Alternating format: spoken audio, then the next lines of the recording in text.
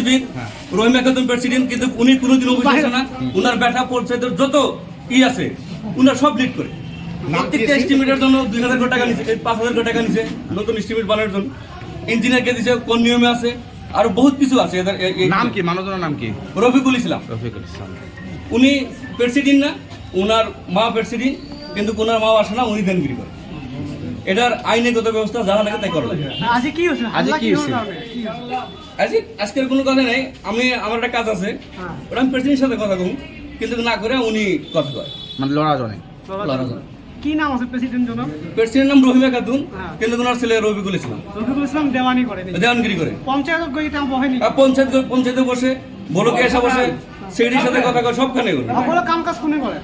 ওই করে, দেখে করে, ওই রফিকুল করে, রফিকুলের দানগিরি করে। সাথে উনার বাবা আছে কদম আলী, উনি মাস্টার, তথাপি উনি বলকে স্কুল বাদ দিয়ে বলকে আসে। আপনি বিভাগীয় কর্তৃপক্ষ জানাইছেন নাকি কথাটো? হ্যাঁ, ভিডিও লেটার দেওয়া আছে। তারপিছত কি হয়েছে? কোনো অ্যাকশন নেই। এটা কোন ব্লক? বিশিং ব্লক। এটা কি বিচারে আপনি? না, যে প্রেসিডেন্ট সে কাজ করা লাগে, অন্য করে আসা লাগে না।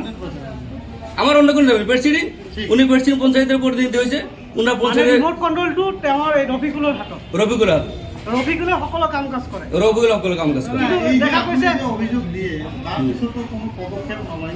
না ভিডিও আমার কাহিনীটি কি?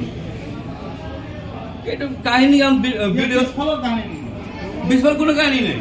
না না, আপনি অভিযোগ দিছে দিয়ার পিছত তো আপনার মানা নকৰে কার্যকরী নহল কমপ্লেইন। মানে তেওঁলোকক তথাপিও কাম কৰি কারণ অফিসিয়ালি কার্যকরী নকরে, কিনা আমি আর কি অফিসিয়ালি লোক কিভাবে মিলামিলি আছে হয়তো। মিলামিলি তো আছে।